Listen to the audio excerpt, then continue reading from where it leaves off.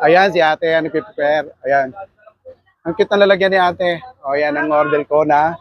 Mami, sarapan mo ate ha. So, wag lang manghang kasi medyo mahihirapan tayong kumain ng marami yan. Ayan. Mami po yung in-order natin mga kablog. Wala silang ramen. Ayan.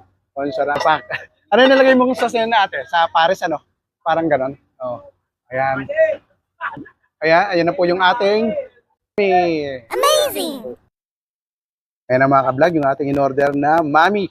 So, sabi ni Ate Susain, masarap daw to. So, tingnan natin kung anong meron siya.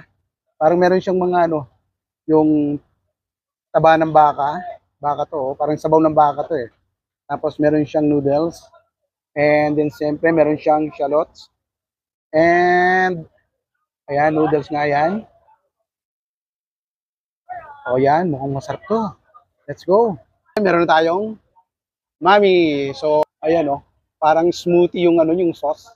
Tapos meron siyang laman po ng ano, laman ng baka. Ayan. So, tikman na natin. Ito po oh. Ang dami niyang pampabata. Pero tikman natin ang pero more on noodles tayo mga kadag. Yan, noodles. Tikman natin.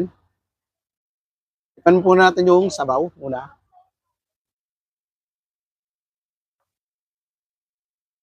Ayan, isa pa, isa pa. Ayan. Tapos yung pansit. Ayan o. Ito po yung pansit ng noodles. Ayan o. Ng mami pala. Mami. Sarap ka. Quite salty lang po. Medyo napadami yung kanilang salt here. But the taste is good. Yung noodles niya. Maganda. Masarap yung ano niya, noodles. Tikman natin yung kanilang ano. Ano po siyang ano?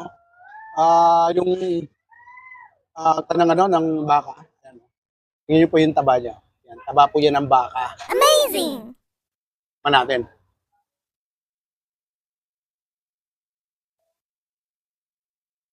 Malambot yan kasi. Parang pinakaano na, humiwalay na siya doon sa karne niya. Ayan o. Paule, yan, may pansit nila o. May pansit, ayan. Tikman natin.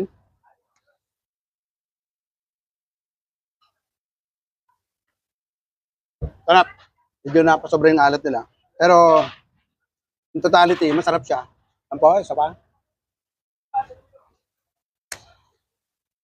Pero yung ano niya, yung beef niya, oh, talagang palong-palo, oh. Sarap. Amazing! Ayan, oh.